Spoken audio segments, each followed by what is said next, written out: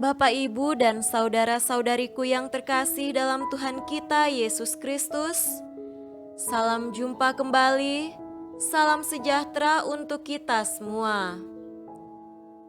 Berkat Allah yang Maha Kuasa senantiasa menyertai kita. Hari Minggu tanggal 24 Oktober tahun 2021 adalah hari Minggu biasa ke-30. Marilah kita mendengarkan dan merenungkan bacaan-bacaan kitab suci. Bacaan pertama dari kitab Yeremia pasal 31 ayat 7 sampai 9. Sebab beginilah firman Tuhan. Bersorak-sorailah bagi Yakub dengan sukacita, bersukarialah tentang pemimpin bangsa-bangsa. Kabarkanlah, pujilah dan katakanlah, Tuhan telah menyelamatkan umat-Nya, yakni sisa-sisa Israel. Sesungguhnya aku akan membawa mereka dari tanah utara dan akan mengumpulkan mereka dari ujung bumi. Di antara mereka ada orang buta dan lumpuh, ada perempuan yang mengandung bersama-sama dengan perhimpunan yang melahirkan. Dalam kumpulan besar mereka akan kembali kemari. Dengan menangis mereka akan datang, dengan hiburan aku akan membawa mereka. Aku akan memimpin mereka ke sungai-sungai, di jalan yang rata, di mana mereka tidak akan tersandung. Sebab aku telah menjadi bapa Israel, Efraim adalah anak sulungku. Demikianlah sabda Tuhan. Syukur kepada Allah.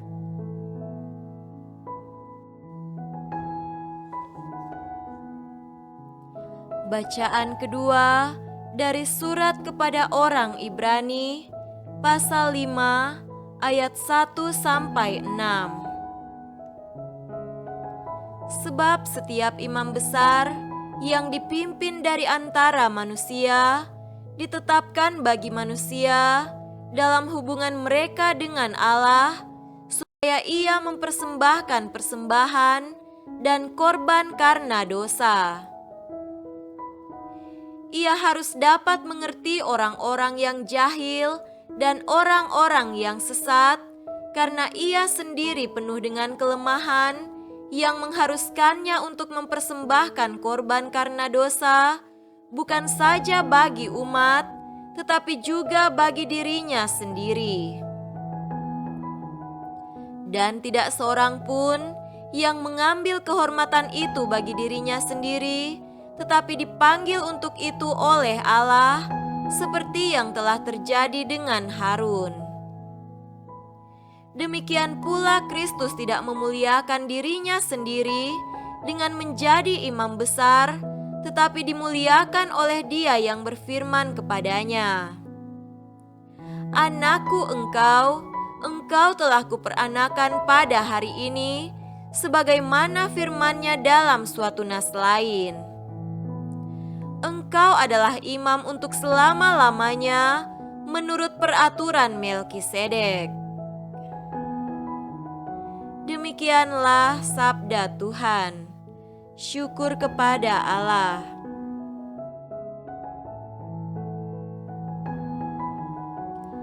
Tuhan beserta kita sekarang dan selama-lamanya.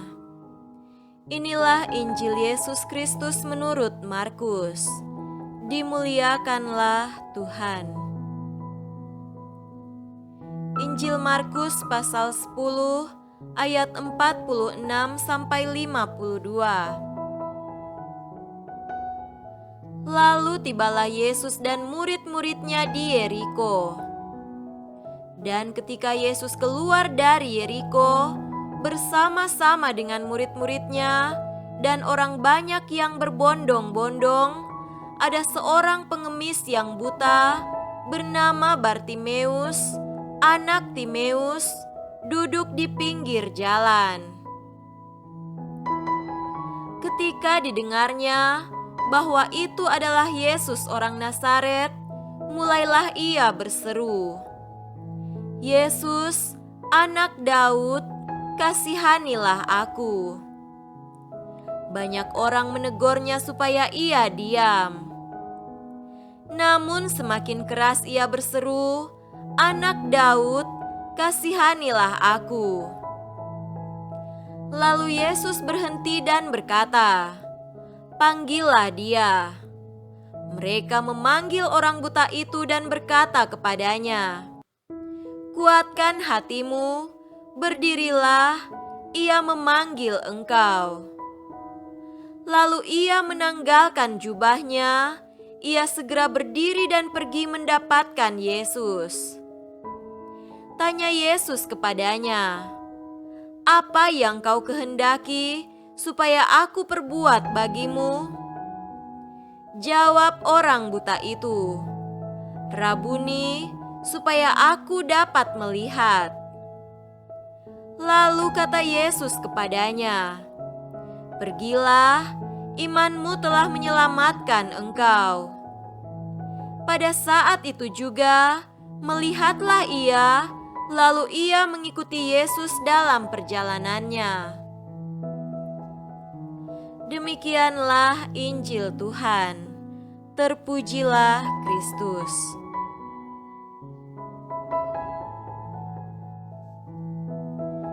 Saudara-saudariku yang terkasih dalam Tuhan kita Yesus Kristus, tema renungan kita pada hari ini adalah mampu melihat karya Allah. Pada hari ini kita mendengar sebuah cerita Alkitab tentang seorang buta bernama Bartimeus yang disembuhkan Yesus di Yeriko. Ketika Yesus meninggalkan Yeriko, dia berteriak dan berkata, "Yesus anak Daud, kasihanilah aku." Beberapa orang memarahinya dan memintanya untuk diam, tetapi dia terus berteriak dengan cara yang sama, "Yesus anak Daud, kasihanilah aku." Yesus adalah satu-satunya harapannya, dan saat itu adalah kesempatan terakhir baginya untuk bertemu Yesus. Mendengar teriakannya, Yesus berkata, "Panggillah dia." Dia datang kepada Yesus, dan Yesus berkata, "Apa yang kamu inginkan?" Bartimeus menjawab, "Rabuni, semoga aku dapat melihat." Saudara-saudariku yang terkasih, keinginan untuk melihat adalah permintaan yang tepat dan layak dimohonkan oleh Bartimeus si buta. Kita semua tahu sifat kebutaan. Orang buta tidak dapat melihat atau berjalan kemanapun mereka mau. Mereka terjebak di tempat mereka. Dalam keterbatasan, mereka tunduk pada keadaan mereka. Dunia mereka hanyalah hal yang dapat mereka sentuh dan dengar, tidak ada yang melampaui batas itu. Mereka sangat bergantung pada orang lain.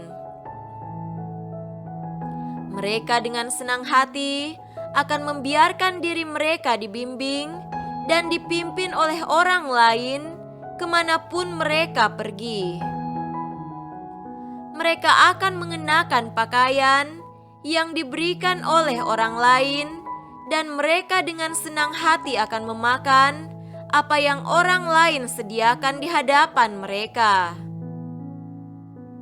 Mereka percaya bahwa orang lain tidak akan menyakiti mereka. Mereka sungguh memiliki komitmen, ketaatan, kesetiaan, kepercayaan, dan keyakinan. Dan sekarang, Orang buta ini, Bartimeus, atas nama orang buta lainnya, menunjukkan dirinya bergantung pada Yesus. Inilah yang disebut Yesus sebagai iman, menjadi buta di hadapan Yesus, agar Yesus dapat memberi kita penglihatan, pemandangan baru, cakrawala baru, langkah baru untuk berjalan, dan tuntunan ke jalan yang benar. Tidak heran Yesus berkata kepada orang buta, "Pergilah, imanmu telah menyelamatkanmu." Iman berarti kita bersikap bagai orang buta di hadapan Yesus dengan permohonan yang sama. Semoga aku dapat melihat. Agar Yesus memberi kita penglihatan dan pemandangan baru, sehingga kita dapat melihat hadirat Allah di dalam hidup kita. Dengan demikian, kita dapat melihat Tuhan bekerja di setiap dimensi dari hidup kita. Itu adalah iman ketika kita sepenuhnya bergantung pada Yesus, dan seperti Bartimeus dan orang buta lainnya, kita dapat dengan senang hati menempatkan hidup kita di tangan Yesus. Dengan kesediaan serta kerelaan hati, kita membiarkan diri kita sepenuhnya dibimbing oleh-Nya. Kita akan mengalahkan segala ambisi dan keinginan apapun yang berseberangan dengan kehendak Tuhan, yang hanya melulu demi keinginan diri sendiri dan kesenangan pribadi. Kita pun rela meninggalkan keinginan baik sekalipun demi kepentingan kemanusiaan, karena keinginan baik belum tentu tepat jika berhadapan dengan tuntutan kemanusiaan dan keselamatan manusia, terutama agar terhindar dari bahaya apapun, terlebih bahaya kejahatan dan dosa. Saudara-saudariku yang terkasih, jika diri kita diarahkan oleh Tuhan, kita akan menyadari bahwa kita mendapatkan pandangan baru, langkah baru, kehidupan baru, cara hidup baru, perasaan dan tindakan baru terhadap orang lain, serta cara baru dalam melihat dan memaknai hidup kita dan orang lain.